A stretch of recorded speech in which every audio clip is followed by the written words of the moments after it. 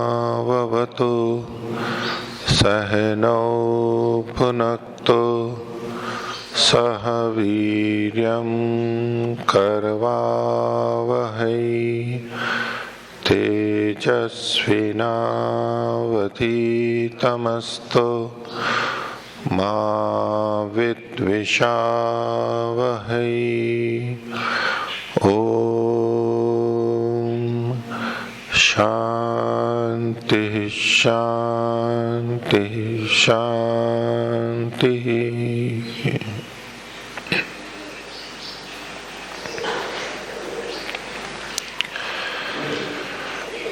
अंतर यात्रा में स्वयं को जानने समझने के लिए और अपने आध्यात्मिक मार्ग को प्रशस्त करने के लिए आध्यात्मिक मार्ग में मुझे अब क्या करना है, कब करना है, ये सब मार्ग और अपने प्रयत्नों को छांटने चुनने के लिए हमें अपनी वृत्तियों का, प्रवृत्तियों का ज्ञान करना होता है। जैसे बाहर के क्रियाकलाप को देख करके हम किसी अन्य की या अपनी इच्छा और अनिच्छा का ज्ञान कर लेते हैं, अनुमान कर लेते हैं कि इसकी इस तरह की इच्छाएं हैं, इस तरह की इच्छाएं नहीं हैं। क्योंकि इच्छा का और हमारे कर्मों का, बाह्य कर्मों का आपस में संबंध होता है।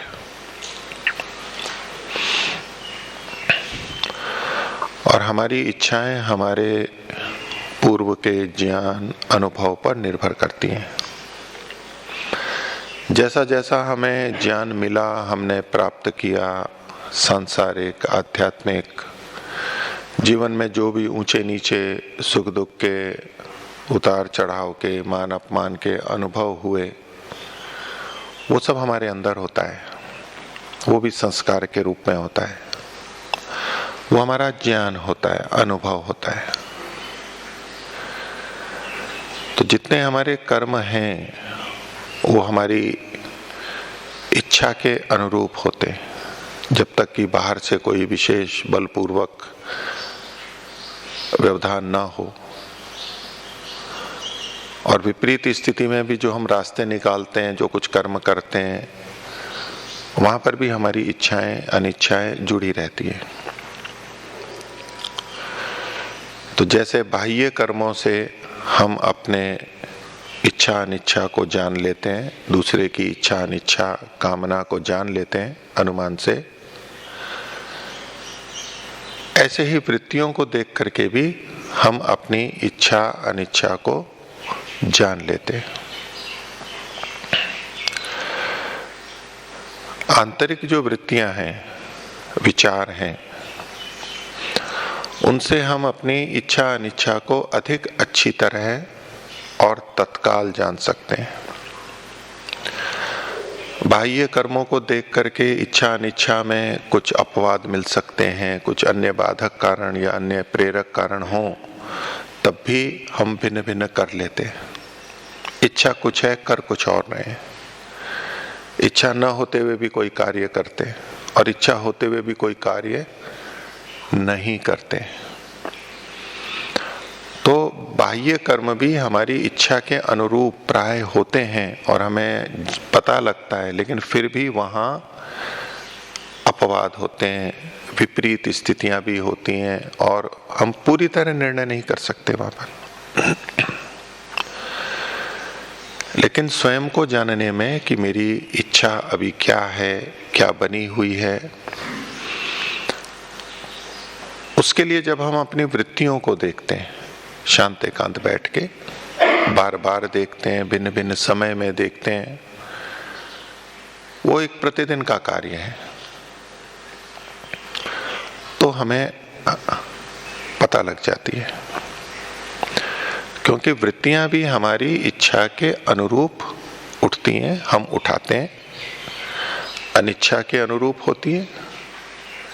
तो हमारी इच्छा अनिच्छा का ज्ञान हम अपनी वृत्तियों से, प्रवृत्तियों से, आंतरिक विचारों से लगा लेते हैं, लगा सकते हैं। तो अपनी वृत्तियों को देखना, अपने को जानने समझने, अपनी वर्तमान आध्यात्मिक या सांसारिक स्थिति को जानने समझने का एक महत्वपूर्ण उपाय है, सटीक उपाय है, सबसे सरल उपाय है, शीघ्र उपाय है। इसलिए अंतर्यात्रा में या बैठ के हम अपने विचारों को देखते हैं। और हमारी इच्छा और अनिच्छा हमारे ज्ञान पर निर्भर करती है। ज्ञान, अनुभव, चाहे सुन के, प्रत्यक्ष से, पढ़ के, किसी भी तरह से ज्ञान मिला हो और उसमें हमने विचार के जो निश्चय किया है, उचित अनुचित का निर्णय कुछ कर रखा है, उसके अनुसार हमारी इच्छाएं होती हैं। तो हम अपने ज्ञान की परख भी इस आधार पर कर सकते हैं, अच्छी से कर सकते हैं। मुक्ति के लिए, ईश्वर प्राप्ति के लिए मुख्य आधार ज्ञान या विद्या ही है। और समस्त योगाभ्यास, समस्त अष्टांग योग उस विवेक, उस ज्ञान को प्राप्त करने के लिए है, या कहें उस अविद्या को हटाने के लिए है। तो हमारी वर्तमान में ज्ञान की दृष्टि से क्या स्थिति है, अविद्या की क्या स्थिति है, इसका ज्ञान कैसे होगा? तो बाह्य कर्मों से भी होता है, वो कम मात्रा में होता है, लेकिन विचारों से हमें उसका ज्ञान होता है। और कहाँ अविद्या है ये हमें पता लगता है, कहाँ अविद्या नहीं है ये भी हमें पता लगता है। और उसके अनुसार फिर हम अपने उस अविद्या को हटाने, ठीक करने के लिए प्रयत्न कर सकते हैं, बाह्य रूप से पढ़ के, सुन के, अनुभव लेके, विचार के, मनन करके, किसी भी तरह से विभिन्न उपायों को करके। प्राय करके एक विचार आता रहता है साधकों के मन में कि मेरी मुक्ति कब होगी, मुक्ति में कितनी देर बाकी है, इस जन्म में हो जाएगी, ईश्वर साक्षात्कार इस जन्म में हो जाएगा। तो किस आधार पर निर्णय करेंगे? दूसरों से पूछते हैं, बड़ों से पूछते हैं कि जी क्या मेरी मुक्ति हो जाएगी, क्या मैं इस जन्म में ईश्वर को प्राप्त कर सकता हूं, इत्यादि। स्वयं पता नहीं लग पाता है उनको। लेकिन जब हम इस प्रक्रिया से निकलते हैं, इस प्रक्रिया को करते हैं, अर्थात अपने विचारों को देखते, समझते, सुनते हैं बार बार, तो हमें अपनी आंतरिक स्थिति का पता लगता है। न केवल इतना कि मेरी कितनी अविद्या है, कितनी विद्या है,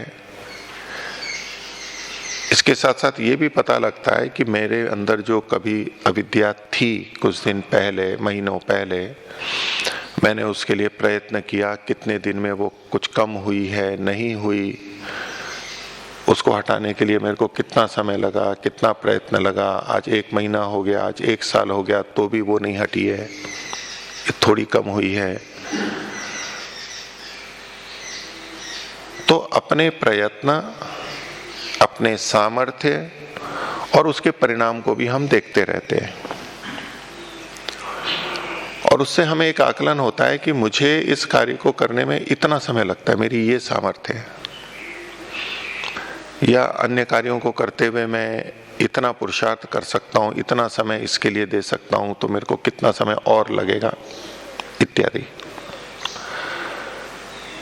तो एक अपने प्रति आकलन बनता है कि मैं अभी ईश्वर प्राप्ति या मुक्ति प्राप्ति के मार्ग में कितना बढ़ा हूं, कितना हो चुका है, कितना बाकी है, ये पता लगता है। तो ये अपने आप में अपने प्रति समझ बढ़ाने वाली बात है। और उसके अनुसार न तो हमें कुछ अति उत्साह की आवश्यकता होती है ऐसे में, यानी हम उस अति में नहीं जाते, और न ही कोई निराशा में या अति निराशा में, उदासी में जाते हैं। हमें पता है इतना तो समय लगना ही है। जब हमें किसी मार्ग का पता है कि ये 5 घंटे में पूर्ण होगा, और हम बार बार घड़ी देखें कि 30 मिनट हो गए अभी तक तो वो आया ही नहीं है, 1 घंटा हो गया अभी तक तो मैं पहुंचा ही नहीं हूं, क्या बात है, चिंता करने लगे, दुखी हो, बगल वाले से किसी से पूछें कि निकल तो नहीं गया है, जबकि आने वाला 5 घंटे में है। लेकिन हमें पता नहीं है कि 5 घंटे में आएगा, और हम सोच रहे हैं कि शायद अब आएगा, अब आएगा, रास्ता भी ठीक पकड़ रखा है, फिर भी संदेह होता है कहीं रास्ता गलत तो नहीं है, कहीं पहुंचे हैं नहीं पहुंचे हैं, और आएगा नहीं आएगा, किसी ने बताया वो ठीक बताया या नहीं बताया। लेकिन जिसको पता है कि इतनी दूर जाना है, इस गति से जा रहे हैं, तो 3 घंटे लगेंगे, 5 लगेंगे, 10 लगेंगे, तो पूर्व में अधैर्य नहीं करता है, अधैर्य की स्थिति में नहीं जाता। उसको पता है कि मैं इस गति से चल रहा हूँ, और इतने घंटे बाद जब अंतिम स्थिति आएगी, थोड़ा आधा 1 घंटा पहले देख लेंगे कि भाई उसके आसपास अब वो पहुंचे या नहीं पहुंचे, तब तक वो उसके लिए चिंतित नहीं होता है, न व्यग्र होता है। तो कब होता है? जब हमें पता है कि हमारा वाहन किस गति से चल रहा है, मैं किस गति से चला सकता हूँ, लक्ष्य कितनी दूर है, इसके लिए क्या क्या पार करना है, तो बहुत कुछ व्यवस्थित और सुनिश्चित होता है। बहुत थोड़ा बहुत पूछना होता है। लेकिन अगर ये सब जानकारियां ना हो, किसी को ये नहीं पता लग रहा हो कि मेरा वाहन किस गति से चल रहा है, अभी कितने बजे हैं और आगे कितनी दूर जाना है, तो वो जो असमंजस की स्थिति होती है, अस्पष्टता की स्थिति होती है, ऐसा ही यहाँ भी ईश्वर प्राप्ति और मुक्ति की प्राप्ति में साधकों में बहुत देखी जाती है। क्योंकि पता नहीं होता है कि कितना लगेगा, क्या क्या करना है, और स्वयं का भी पता नहीं है कि मैं कितना चल पाया हूँ, क्या बाकी है। तो जब हम ऋषिकृत ग्रंथों को पढ़ते हैं, आर्ष ग्रंथों को, उसमें आप विशेष रूप से योग दर्शन, व्यास भाष्य सहित ले सकते हैं, कुछ और दर्शन भी इसमें बहुत सहयोगी है। तो हमें एक निश्चित हो जाता है कि ऐसा होने पर ही ईश्वर साक्षात्कार होगा, उससे पहले नहीं होगा। तो जब तक वो स्थिति नहीं है तो कोई व्यग्रता नहीं होती कि जी इतने साल हो गए ये नहीं हुआ, इतने साल हो गए ये नहीं हुआ। हमें पता है कि अभी ये काम बाकी है मेरा, और वो जो बाकी है अब हम बाह्य रूप से नहीं, हम आंतरिक रूप से देखने लगते हैं कि मेरी वृत्तियां, मेरे विचार, मेरे संस्कार अभी किस स्थिति में है। तो ठीक है, मैं अपनी सामर्थ्य से जितना है चल रहा हूं, इतना कचरा है अभी इसको साफ करना है, तो थोड़ा देर लगेगी तो लगेगी। हम किसी काम को कर रहे हैं, कपड़े धो रहे हैं, किसी को 4 कपड़े धोने, किसी को 10 धोने, और उसके बाद में खेलने जाना है या तो कुछ और भोजन करना है, तो 2 वाला 2 जल्दी से धो के चला गया। तो हम कहा कि भाई मैं और बचे हुए 6, अपने 8 और बचे हुए, 5 और बचे, उनको धो करके आता हूँ या आती हूँ। पता रहता है कि मुझे ये करना है, ये करके आना है मेरे को। कोई जल्दी से धो के चला गया, उसके कम वस्त्र थे, तो कोई चिंता थोड़ा ना होती है कि क्या बात है, ये तो चला गया, मैं तो यहीं पर ही हूँ। भाई मेरे ज्यादा कपड़े थे, मेरे को ज्यादा धोने में समय लगा, मेरे को ज्यादा रोटी बनानी थी, उसको कम बनानी थी, किसी भी कार्य के लिए ले सकते हैं। ऐसा ही अपने इस आकलन के लिए होता है,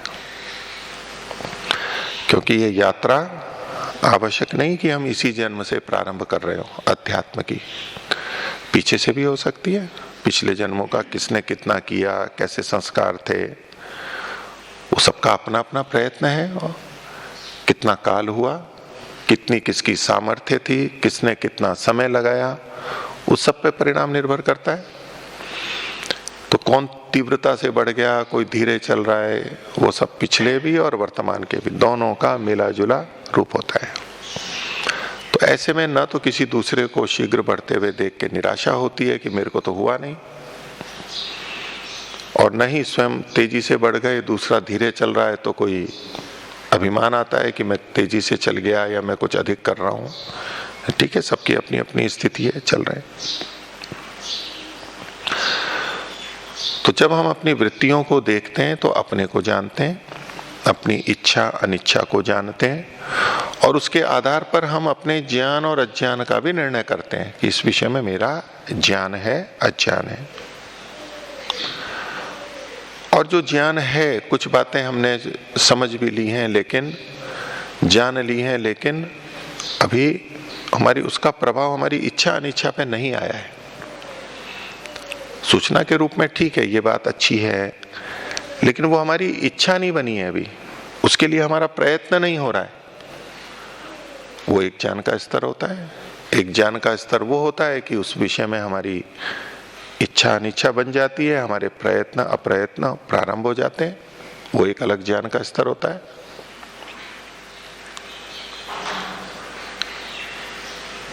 इन सब का भी हमें पता लगता है कि अभी जो ज्ञान है वो किस स्तर का है।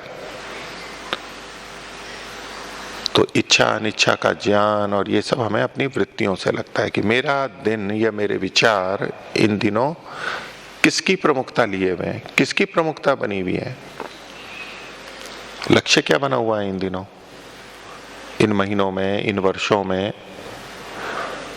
तो उसके अनुसार हम अपना आकलन करते रहते हैं।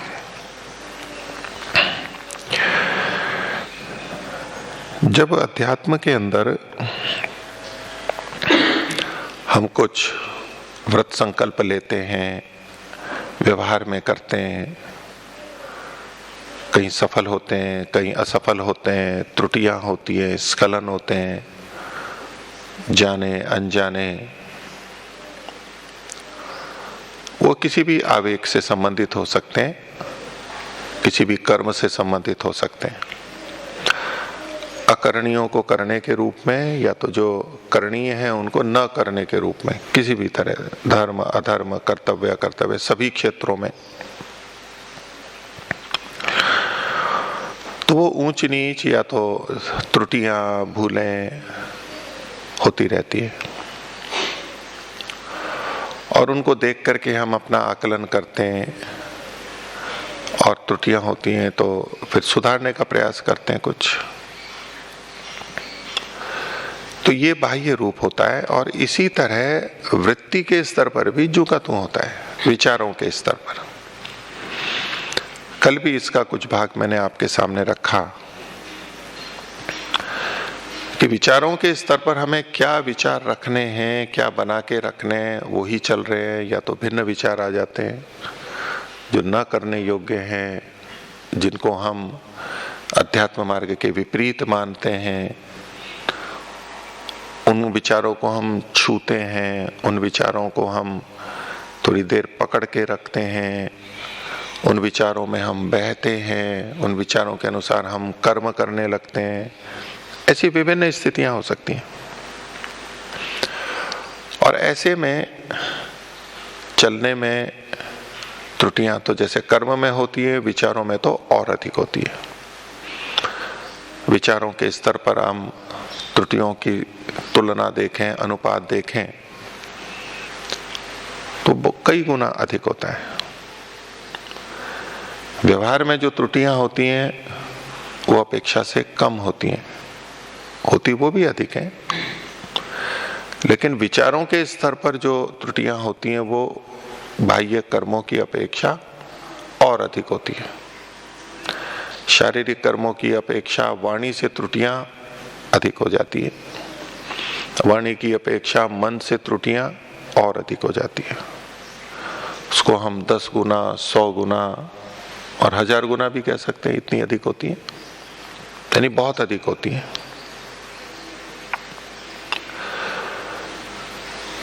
तो अंदर का जो नियंत्रण है वो हमें तभी आएगा जब हम अपनी उन वृत्तियों को जाने समझें। नहीं तो हमें पता ही नहीं है। स्थूल स्थूल वृत्तियां पता है, थोड़ा थोड़ा भान हो रहा है, लेकिन व्यापक रूप से एक एक को देख के सूक्ष्मता से और उनके कारणों को पकड़ के जड़ में जाके समाधान करना, वो बिना वृत्तियों को देखे समझे नहीं हो सकता है। अब इसमें जो हमारे सामने समस्याएं आती हैं कुछ, कि विचार तो गलत आ जाते हैं, हम ले आते हैं क्योंकि वैसे संस्कार हैं, वैसी हमारी इच्छाएं बनी हुई हैं, हम उनको उठा लेते हैं, वो वृत्ति आ जाती है। उनको रोकें कैसे? तो मन को नियंत्रित करने के बहुत से उपाय होते हैं, चाहे त्राटक के रूप में, मन को टिकाने में, अन्य चीजों में। फिर ध्यान को भी हम उसका एक उपाय मान लेते हैं कि उससे एकाग्रता होगी तो ये भी रुकेंगी। होता है इन सब से भी प्रभाव, लेकिन उन वृत्तियों को समझ के, ज्ञान करके जो उनको समाप्त करना होता है, वो तो वृत्तियों को देखने से ही होता है। जो मूल आधार है, जिसके कारण से वो तपन है या वेग है, उसी को हटा दिया तो सब ठीक हो जाएगा। चूल्हे में अग्नि लगी हुई है, लकड़ियां लगा रखी हैं या अग्नि है, ऊपर पात्र रखा हुआ है, उसमें कुछ पक रहा है, चावल दाल, उसमें उफान आ रहा है, बाहर निकल रहा है, तो बहुत सारे उपाय हो सकते हैं उसको शांत करने के। ढक्कन को हटा देते हैं, फूंक मार देते हैं, थोड़ा पानी डाल देते हैं, बर्तन को वहां से उठा के नीचे रख देते हैं, फिर शांत होता है तो फिर अग्नि पे रख देते हैं। ये बहुत सारे उपाय होते हैं।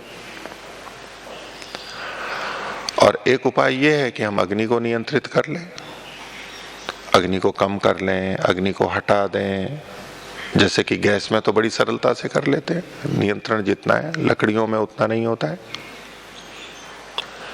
तो दूध उफन के नहीं आएगा, दाल का पानी निकलेगा नहीं, अग्नि से हटा के रख दो तो भी फिर शांत तो हो जाएगा, लेकिन फिर अग्नि, दाल तो नहीं पकेगी, फिर से अग्नि पे तो रखना ही पड़ेगा। तो कौन सा उपाय, मूलभूत उपाय कौन सा? नीचे से अग्नि प्रबल लग रही है जो कि तो, और दूध उफन रहा है, दाल का पानी निकल रहा है, और हम उसको रोकने में लगे हैं, इधर भाग रहे हैं, उधर भाग रहे हैं, ये करो वो करो, इससे पूछ रहे हैं, उससे पूछ रहे हैं। अग्नि के प्रति ध्यान नहीं है कि ये जो उग्रता आ रही है, दूध में उफन रहा है, उसका मूल कारण अग्नि है। ये उसको नियंत्रित करना है, उसको हटाना है, उसको रोकना है।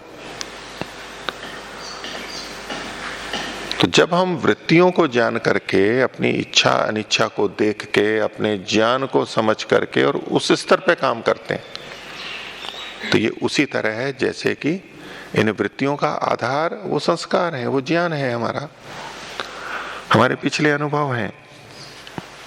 हम वहीं पर ही पहुंच जाते हैं और वहीं काम करते हैं, तो बाकी चीजें करने की उतनी आवश्यकता नहीं है।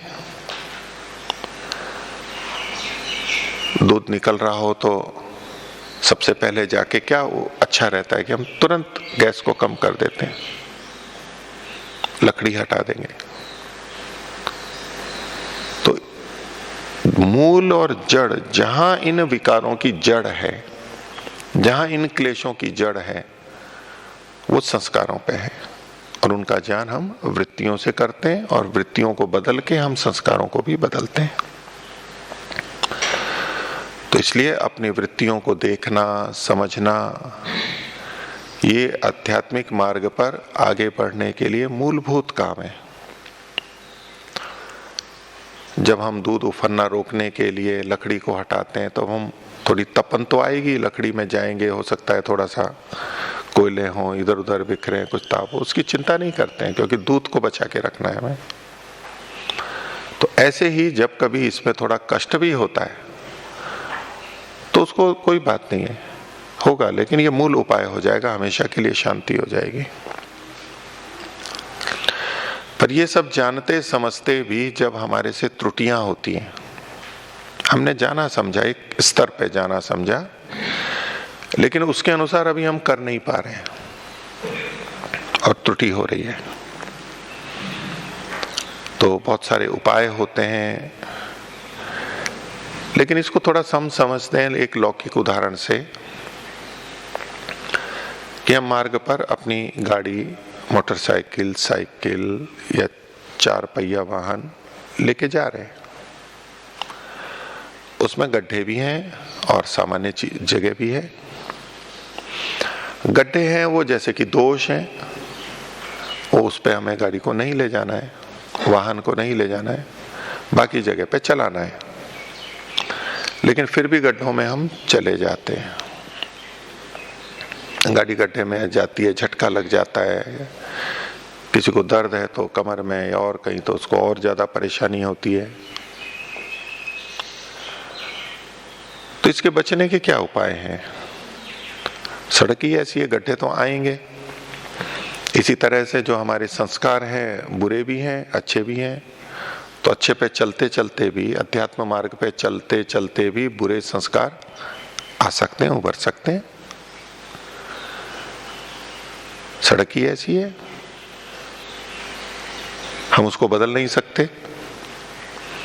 अब ऐसे में जो गड्ढे में गाड़ी जा रही है, उससे हम कितने दुखी हों, उसके लिए क्या उपाय करें? तो कौन लोग अधिक गड्ढे में जाते हैं, कौन लोग कम गड्ढे में जाते हैं? सड़क में तो गड्ढे हैं, तो जो सावधानी से चलते हैं तो कम गड्ढे में जाएंगे। रास्ता वही है, गड्ढे वही हैं, उतने ही हैं। धीरे चलाएंगे तो कम गड्ढे में जाएंगे। तो ऐसे ही अपने विचारों में या कर्मों में जब हमारे से त्रुटियां होती हैं, तो एक उपाय साधक लोग ये अपनाते हैं कि अपनी गाड़ी की गति धीमी कर देते हैं, यानी अपने क्रियाकलापों को कम कर लेते हैं। कम लोगों से मिलना, बाहर घूमना करना वो कम कर देना, अन्य जो कार्य हैं उनको कम कर देना, अपने तक रहना कम से कम कर देंगे।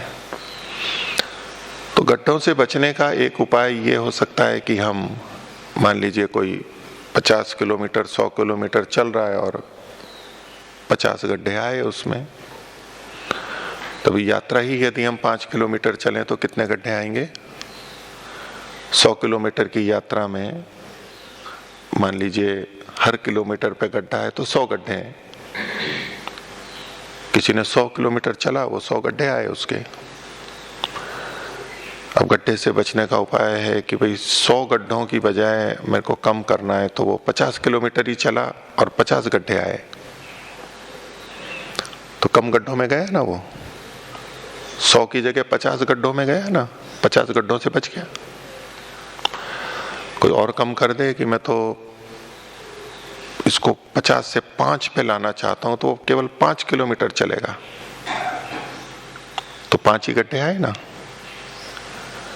तो कहां तो 100 गड्ढे एक दिन में आ रहे थे और फिर 5 ही गड्ढे आए, तो इस साधना में प्रगति हो गई। 100 की जगह 5 गड्ढे तक हमने अपने गड्ढों को बचा लिया, 50 से 5 ले आए, तो एक प्रगति हुई ना हमारी? नहीं, रास्ता भी तो कम हुआ। लेकिन गड्ढों से तो बचे, क्योंकि गड्ढे ही समस्या बने हुए हैं। तो एक ये प्रवृत्ति है, एक विचार है। हम अनेक तरह के उपाय ढूंढते हैं अलग अलग। उसमें एक उपाय ये हो सकता है कि जी मैं व्यवहार अधिक करता हूं तो मेरे वितर्क अधिक उठते हैं, चंचलता अधिक होती है, वृत्तियां अधिक उठती हैं, फिर ध्यान साधना में भी बहुत विचार आते हैं, तो हम क्या कर लेते हैं? कम कर लेते हैं उनको। ठीक है, मुझे दूसरे काम करने ही नहीं है, या रास्ता तो चलो ये है, लेकिन हमें ये काम नहीं करने। तो वो काम नहीं करने, तो उससे जो लाभ होना था, या तो पुण्य काम होना था, या जो भी अपने को योग्य बनाना था, वो उतना उतना कम हो जाएगा। कितने साधना में रुचि रखने वाले होते हैं, वो पठन पाठन को कम कर देते हैं। भले ही गुरुकुलीय पठन पाठन ही हम ले लें, जो बहुत से ग्रंथ शास्त्रों में लिखे हैं, ऋषियों ने लिख रखे हैं कि जी इसको पढ़ने से फिर मेरे तो वृत्तियां खराब होती हैं, मेरे को पढ़ना होता है। पढ़ेंगे तो गुरुकुल में भी रहेंगे, फिर कईयों के साथ रहेंगे, फिर उनसे ऊंच नीच होगी। मेरी इन सब में रुचि नहीं, मेरी तो ध्यान साधना में रुचि है। क्योंकि ये गड्ढे हो रहे हैं, किसी से मिल रहे हैं, कहीं राग हो रहा है, कहीं द्वेष हो रहा है, कहीं विवाद हो रहा है, कोई दुख हो रहा है।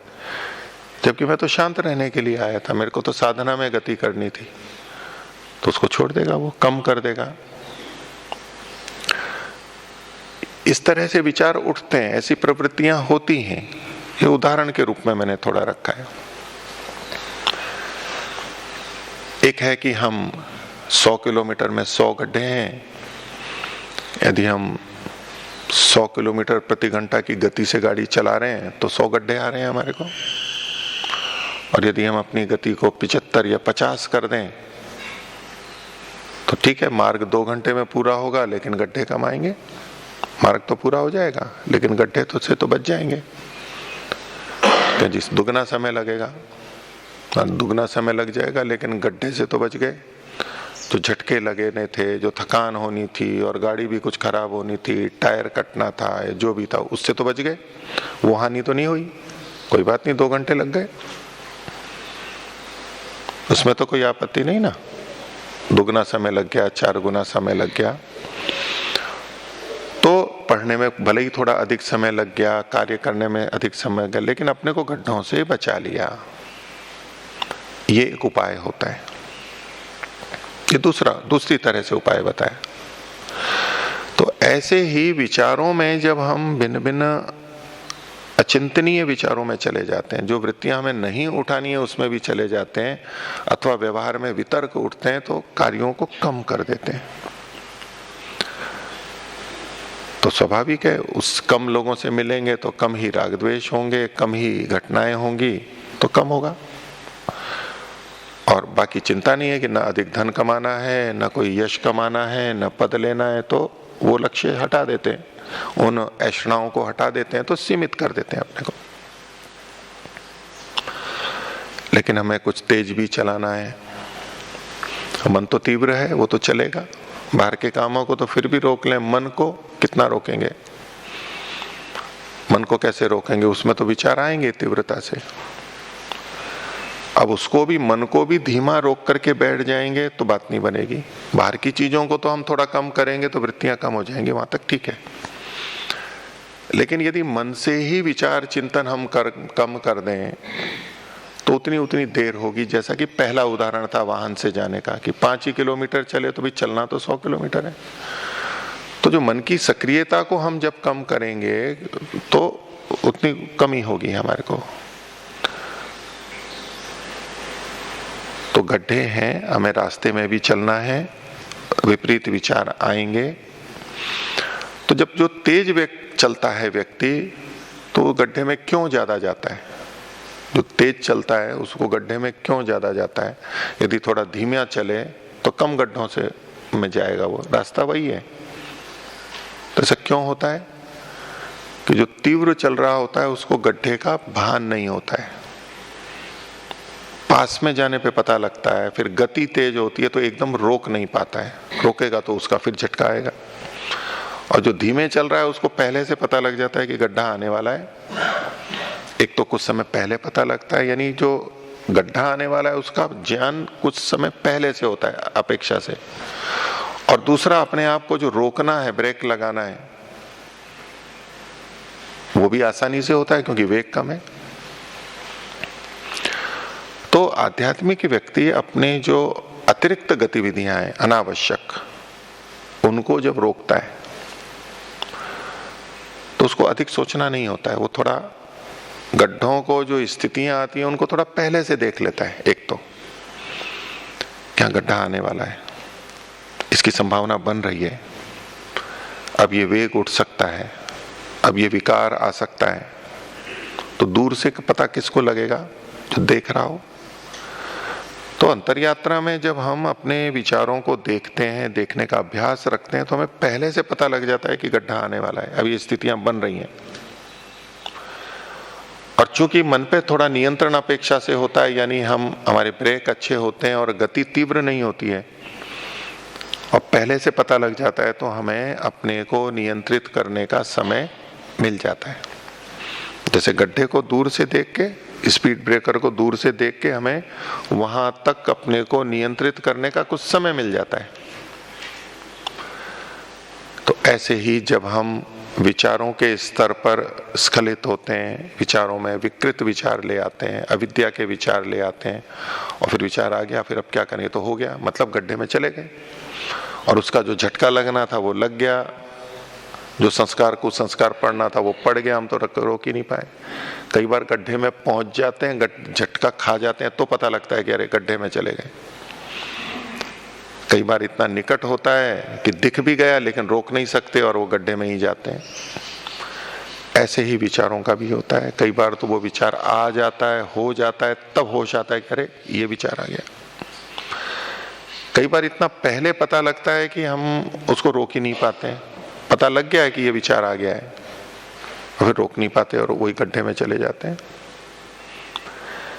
लेकिन जब हम अपनी वृत्तियों को देखते रहते हैं और एक अभ्यास बन जाता है हमारा अंदर से देखने का, ये अभ्यास ऐसे ही बनेगा। हम जब वृत्तियों को एकांत में देखते हमारा अभ्यास बनने लगता है, हम व्यवहार में भी अपने विचारों को देखते रहते हैं। फिर ये अभ्यास विकसित करना होता है और फिर सरलता से भी होने लगता है। तो जब पहले से पता लगने लगता है, क्योंकि कोई भी विकार आता है, कोई भी वृत्ति तीव्रता में आती है तो अचानक नहीं आ जाती है, कभी भी उसमें समय लगता है, थोड़ा वहां तक पहुंचने में समय लगता है। कई बार कई दिन पहले से, कई महीनों पहले से थोड़ा थोड़ा उभार होता है, फिर वहां तक पहुंचते हैं। और यदि किसी घटना विशेष के कारण होता है तब भी समय रहता है, और हमें अपनी वृत्तियों को देखते देखते पता रहता है कि इन स्थितियों में मेरे में असंयम हो जाता है, इन स्थितियों में मैं अपना आपा खो बैठता हूं, ये हमें पहले से पता रहता है। जितना जितना जो अधिक जान लेता है उसको उतना पता है, तो वो उसी तरह से पहले से नियंत्रण करना प्रारंभ कर देता है।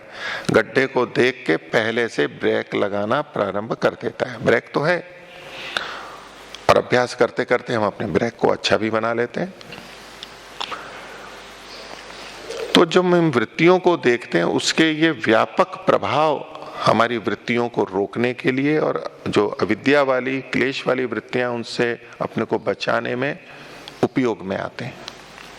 यदि ये सब हमें पता नहीं है, ये सब हम प्रयत्न नहीं कर रहे हैं, तो हम नहीं रोक पाएंगे, कम रोक पाएंगे। जितना जो देख रहा है कर। अभी हमारा अभ्यास प्राय कैसा रहता है, या तो सामान्य व्यक्ति का, कुछ भी कार्य कर रहे हैं तो अपने को देख रहे हैं। अपने को क्या देख रहे हैं कि मैं कहाँ चल रहा हूं, मैंने क्या कपड़े पहन रखे हैं, कैसे बाल हैं, कैसे जूते हैं, कौन मुझे देख रहा है, इत्यादि। या थोड़ा अंदर का कि भाई मेरे को अच्छा लग रहा है या बुरा लग रहा है, मैं अपमानित अनुभव कर रहा हूं, अपमानित अनुभव नहीं कर रहा हूं, यहां तक सीमित रहता है। लेकिन अभ्यास से हमें पता रहता है कि अच्छा मैं ये कार्य कर रहा हूं तो मैं किस उद्देश्य से कर रहा हूं, ये उचित है, अनुचित है, ये विचार चलता रहता है। जैसे सांसारिक व्यक्ति कार्य करते हुए और बहुत सारे विचार कर लेता है, ऐसे हम भी कर सकते हैं अंदर। वो कोई कठिनाई नहीं है कि ये हर बात में देखना कि ये ईश्वर की आज्ञा के अनुरूप है, नहीं है, मोक्ष के अनुरूप है, नहीं है। प्रारंभ में लग सकता है कि जोर पड़ रहा है, बार बार सोचना पड़ रहा है। लेकिन जब हमारा विचार ही वही बन जाता है, हमारा ज्ञान ही वही बन जाता है, हमारा लक्ष्य ही बन जाता है, और बार बार करते हैं, तो ये कठिन नहीं होता है, सहज होता है। जैसे कोई दुकानदार कोई सौदा करता है, इस चीज को इतने रुपए में बेचना है, इसको इतने में बेचना है, इससे इतना लाभ है, इसमें इतना, ऐसा बेचूंगा तो घाटा है। और जिसको पता नहीं होता वो बार बार भाव देखेगा, कितने में दूं, नहीं दूं, फिर निकालेगा कैलकुलेटर से करके इतने प्रतिशत ये और ये करके वो गणना करके देगा। और जिसको अभ्यास हो गया है उसको कुछ भी नहीं करना पड़ता, सीधे सीधे बस अच्छा ये है, ये इतने के, उसको पता है अंदर, साथ ही साथ चल रहा है, कोई कठिनाई नहीं है। लेकिन कब होगा? वो अभ्यास से होगा, स्मृति से होगा, सामर्थ्य बढ़ाने से होगा। नहीं तो हर बार कुछ भी चीज आएगी, अच्छा ये कितने रुपए की, अच्छा देखना इसमें कितने लिखे हैं, वो देखेंगे। फिर अच्छा कितने में देने, अच्छा इतने प्रतिशत छूट देनी है, या ये है और इतना लेंगे, तो वो सब गणनाएं कर करके देगा। तो ठीक है, कर तो देगा, लेकिन समय लगेगा, कम काम होगा, कुल मिला के कम होगा। या तो ग्राहक छूटेंगे, देर होगी, ग्राहक चले जाएंगे, काम कम होगा, अथवा तो जल्दी जल्दी करेगा तो त्रुटि हो जाएगी फिर। लेकिन जिसका अभ्यास हो गया है वो बहुत सारे अधिक ग्राहकों को ले लेगा और ना कोई कठिनाई लग रही है उसको, बल्कि सरलता हो गई है। ऐसे ही हम जब अपने कर्मों को करते हैं तो अंदर से जो हमारे विचार आ रहे हैं उनको जो देखने का अभ्यास है, ऐसे अलग बैठ के पहले करना होता है, फिर धीरे धीरे हम और करने लगते हैं। नहीं तो सामान्यतः हम इतने अधिक अपने विचारों को नहीं देखते, छोटी छोटी बातों को नहीं देखते कि मैं इस कार्य को कर रहा हूं, इसमें कौन सी इच्छा है, कौन सी ऐषणा है, पुत्रेषणा है, धनेषणा है, लोकेषणा जुड़ी हुई है, कितनी जुड़ी है, नहीं जुड़ी, ये सब विवेचना नहीं करेगा व्यक्ति। उसको पता ही नहीं होता है कि ये क्या ऐषणाएं हैं, कितनी सूक्ष्मता से होती हैं, वो देख ही नहीं सकता है, ध्यान ही नहीं जाएगा, और जाएगा तो वो काम नहीं कर पाएगा वो। लेकिन अपने को इन सब कार्यों को करते हुए जो हम धर्म पूर्वक कर रहे हैं, अधर्म पूर्वक तो हटाने ही है, अधर्म पूर्वक भी ऐसे सोच के हटाते हैं, और धर्म पूर्वक जो कार्य कर रहे हैं हम, आध्यात्मिक जो कार्य कर रहे हैं, उसमें भी ये सब चीजें, लौकिकता और ये सब चीजें जुड़ी रह सकती हैं, ईर्ष्या द्वेष उसमें रह सकते हैं। उसको देखना, कार्य भी कर रहे हैं उसको भी देखते रहना। थोड़ा काम कम भी हो गया तो कोई बात नहीं है, 100 की जगह 80 की गति से गाड़ी चला ली, 50 की चला ली, कोई बात नहीं, थोड़ा अधिक लग गया, लेकिन देखते हुए चलता है। गड्ढे में नहीं जाना है, सुरक्षित पहुंचना है। नहीं तो गड्ढे की तेज चलते चलते एक गड्ढे में, 2 गड्ढे में हो सकता है गाड़ी पलट ही जाए। कौन सी तेज तीव्रता से यात्रा होगी, पलट जाएगी गाड़ी, दुर्घटना हो जाएगी। तो इसलिए इन जैसे हम ये बाहर के गड्ढों से बचने के लिए विभिन्न उपाय देखते हैं, सावधानी रखते हैं, दूर से देखते हैं, धीरे चलते हैं और उससे बचा ले जाते हैं। तो हमारे अंदर भी कुसंस्कार हैं, कोई हैं ही सबके, और उसकी वृत्तियां भी आ सकती हैं। लेकिन अगर हम सावधान हैं तो हम उन गड्ढों में दोबारा नहीं पड़ेंगे, और वो गड्ढे हमारे लिए बड़े नहीं होंगे।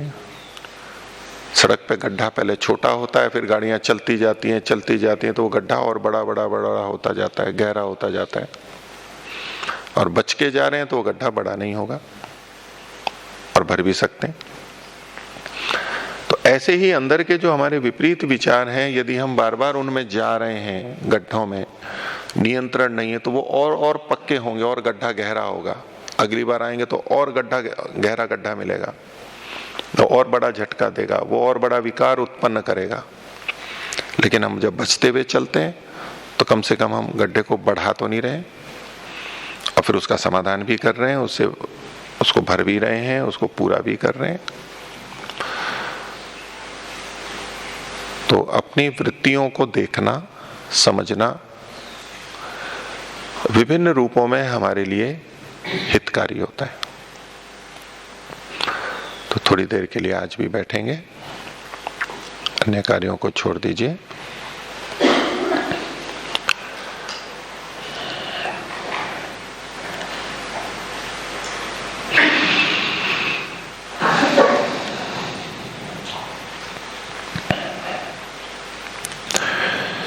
नेत्रों को बंद कर लीजिए।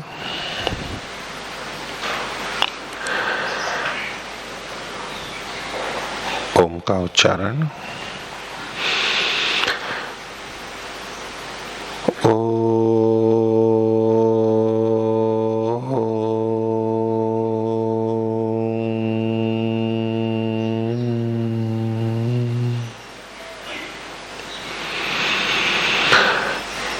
अपनी स्वतंत्रता से जिस भी बिंदु पे आप अपनी वृत्तियां देखना चाहते हैं देख लीजिए।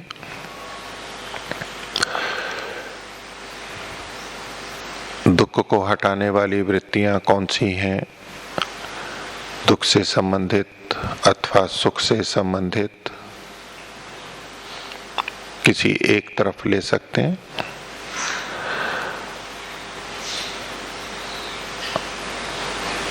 भूतकाल की वृत्तियां हैं, अगर उनको लेना चाहें तो उस तरह वर्गीकरण करके ले लीजिए। भविष्य की कामना या वो वृत्तियां हैं तो वो कोई एक दिशा पकड़ लीजिए। और फिर उसी दिशा में, एक ही दिशा में वृत्तियों को देखिए कि उससे संबंधित मेरी इन दिनों कैसी वृत्तियां रहती हैं, अथवा इस समय कौन सी वृत्तियां उभर रही हैं, मैं उभार रहा हूं।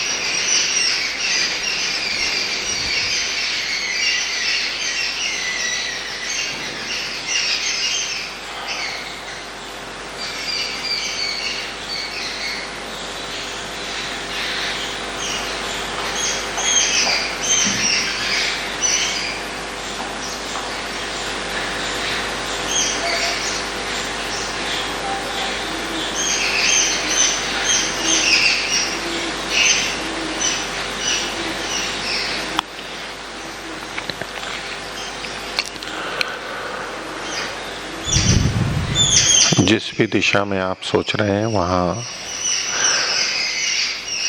देख सकते हैं कि जो हानिकारक विचार हैं उनमें मैं कब कब पड़ जाता हूं, कब उनको रोक नहीं सकता हूं, रोक नहीं पाता हूं, और कब रोक लेता हूं।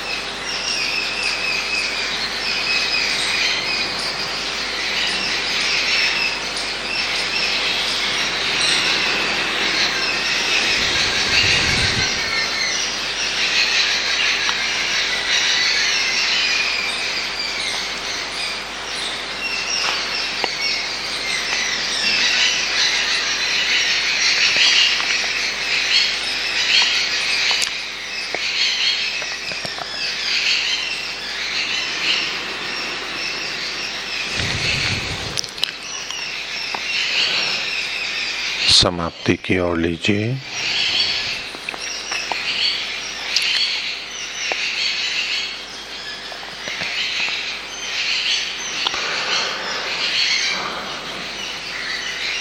सार रूप में कुछ उपलब्ध होता है तो उसका निश्चय कीजिए।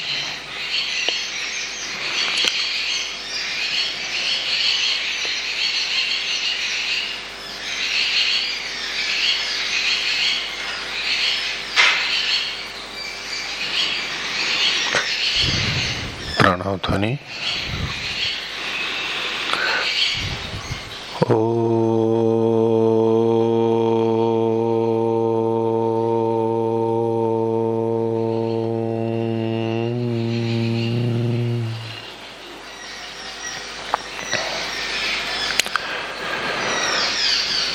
कुछ जो ले